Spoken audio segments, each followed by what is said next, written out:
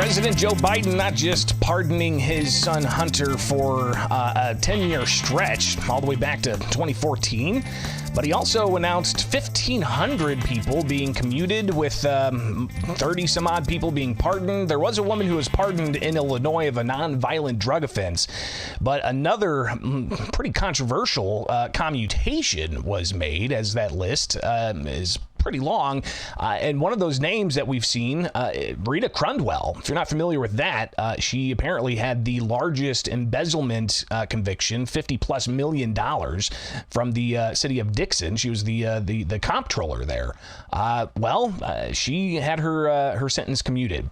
Somebody reacting to that I definitely wanted to talk with, because we can get his reaction on a variety of things, is State Senator Andrew Chesney. He joins us now here with Illinois in Focus Daily. Senator, thanks for taking time. What's your response to the president commuting Crundwell's sentence here? Yeah, thanks for having me on. I mean, it's awful. We have a lot of rules and regulations that have been put in place after this as a result of her embezzlement. And, this has been at the expense of millions and millions of tax dollars that have been expended to protect the citizens from people like her. And this is rewarding bad behavior. And we think it's awful. It's disgusting. And really, it really makes people question, if people are held to two different standards, and if these elected officials and government employees and those that have been tasked with some of the most sensitive information or dollars, which are tax dollars, in the state or in the country, if they should be held to a same standard or a different standard. And I think that President Biden thinks they should be held to a different standard. And of course, we would disagree with that and think that everybody should be held to the same standard. And that was not the case here. Well, Senator, you've got a lot of different things happening as the Biden administration wraps up, and you've got the incoming administration of President-elect Donald Trump getting ready to take office. Previous segment, we were just talking about Chicago Mayor Brandon Johnson still being defiant, especially with Tom Homan. The borders are saying he's going to start in Chicago. You've got the mayor of New York who seems to be taking a totally different track here. What can be done by the State House to foster some kind of cooperation to go after violent non-citizen criminals? Yeah, we need to eliminate the Trust Act. That was signed into law by then Governor Rauner. It did not have Republican support in the House or the Senate. This essentially does not allow local law enforcement to communicate with federal immigration authorities. And so we need to eliminate the Trust Act. And then, the New York City mayor correctly noted that they want criminal elements out of their communities, and they want to work with ICE in a very narrow way. Of course, my view would be as they work with ICE in a much greater, broader way, but it's certainly a start. But I mean, it probably shows why, the Mayor Johnson's approval rating's about 14%. Some people have said it's 18%, but it's some of the worst approval ratings in mayor history and in Chicago history. And he's just a widely unpopular mayor that has runaway spending, doesn't have his unions under control, and they can't get to yes on some of the very critical issues that are hurting Chicago, which ultimately will hurt many residents outside the city of Chicago, because Chicago's mistakes impact us all. And so it's awful policy. And then of course Governor Pritzker and Mayor Johnson, they do this Trump-proof victory lap around Illinois, where they want to essentially tell all the citizens, downstate, suburban, and city residents, that they're going to Trump-proof Illinois, and it's widely unpopular policy. We have a responsibility to know who is coming into our country. Everybody needs to come into this country legally, and the bad people need to go first, and then we'll start there. And that's not controversial positions. It's common sense, and it pulls widely throughout the state. We're talking with State Senator Andrew Chesney here with Illinois in Focus Daily. And one of the things, obviously, you talked about the Trust Act, which prohibits local law enforcement, state law enforcement from even asking somebody's immigration status, let alone work with immigration enforcement officials from the feds to come in and get deportation holdings and detentions. But to that point, the detention aspect of here, several years ago, the legislature and the governor approved getting rid of ICE cooperation in county jails. in particular. Is that something else that needs to be addressed here, especially with the prospect of, I don't know, even dozens or, 20, 30, 40 people from Chicago being held? Will they be able to be held in Illinois?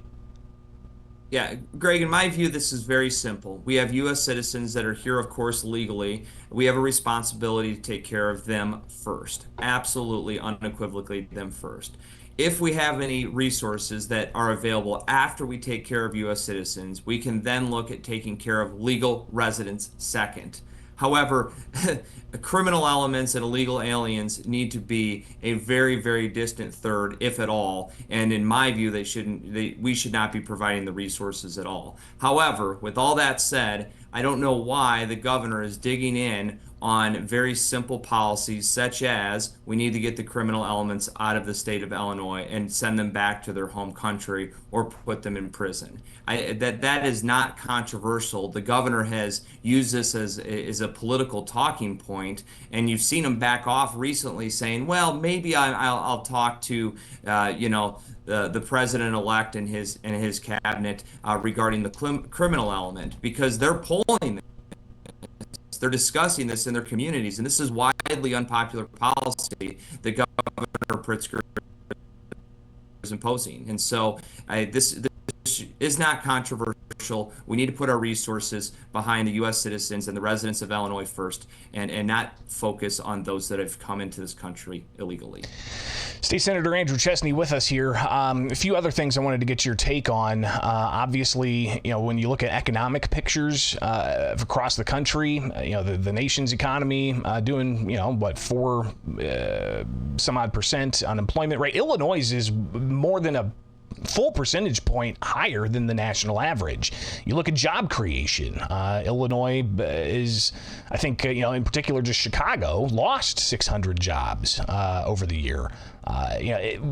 The governor was asked about this, looking at Illinois' sluggish economy compared to the rest of the country.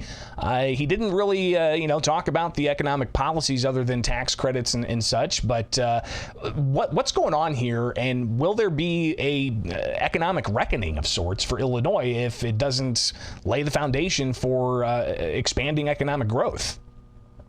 Yeah, tax credits are just picking winners and losers, and it's crony capitalism that is wrong, right? We need to lower the tax base or lower the tax burden for all businesses collectively as a whole. And so Governor Pritzker loves to pick his winners and losers so he can do his ribbon cuttings, but that's only for the politically connected that get those tax credits. And so if you take a look at the adverse business climate that is present in Illinois, that coincides and that moves in the same vein of why we're having the sluggish job creation that we're having in Illinois, is because who in their right mind would want to build a business, create a business, start a business, or move to Illinois when you have Governor Pritzker wanting to have a supercharged sanctuary state?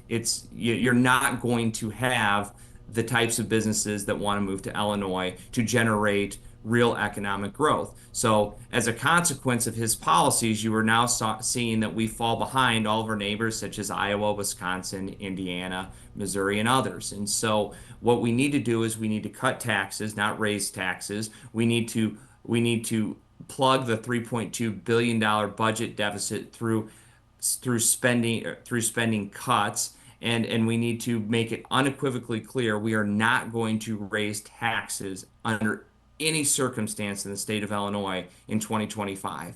The businesses, Greg, they need to have tax certainty, and they need to know what the tax consequences are going to be in our state. And when you're looking down the barrel of a $3.2 billion budget deficit, and if you take a look at the history of what the Democrats have done since they've been in the majority party, they have almost historically always raised taxes and cut nothing. Senator Andrew Chesney with us. You guys are off until January 2nd with a tentative date. That's lame duck session starting up. What kinds of warnings do you have for taxpayers when you guys come back to Springfield? Yeah, I mean, it's pretty frustrating when you talk to constituents in not only my district, throughout the state. The number one thing they're concerned about is the legislative the legislative bodies being in session. It's like, just don't go there and do anything worse. And that's pretty frustrating because we should be going down to Springfield and helping people. And so I suspect you're going to see some political posturing. You're going to see Governor Pritzker want to Trump-proof Illinois, similar to how California and the rhetoric out of California and New York. And so Governor Pritzker clearly is trying to grab the national stage in his interest in running for president in 2028. And so I suspect you'll see a little bit of that. And then they'll call for some legislative corrections within bills. But by and large, I think they're going to talk about Trump proofing the state of Illinois, which essentially means just doubling down on sanctuary state policies that have crippled this state and spent billions and billions of tax dollars that should be spent towards legal residents and legal citizens that have been diverted to illegal activity. And I suspect that's what you're going to see.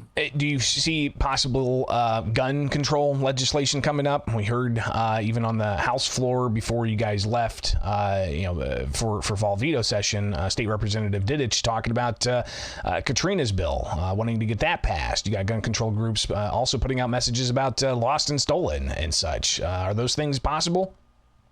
Yeah, the gun grab groups are probably going to look at doing something. I mean, we're so restricted in the state of Illinois, and I suspect they're going to continue to try to fight to make that worse. While they want to strip the constitutional rights of law-abiding citizens from our ability to lawfully possess firearms, they're going to continue to empower the criminal elements of the communities and not enforce federal law. And so, yeah, that's perhaps one thing they may discuss. The red flag laws and other items that you mentioned is certainly something of interest to them, but it will do nothing to reduce crime. And this is nothing to sell it to suburban limousine liberals that they're going to be safer because they've disarmed law-abiding citizens, and it will do nothing and have zero impact on the safety in their communities. What will have an impact on the safety in their communities is working with the incoming Trump administration to get the criminal activity out of our communities. And we'll start with the illegal immigrants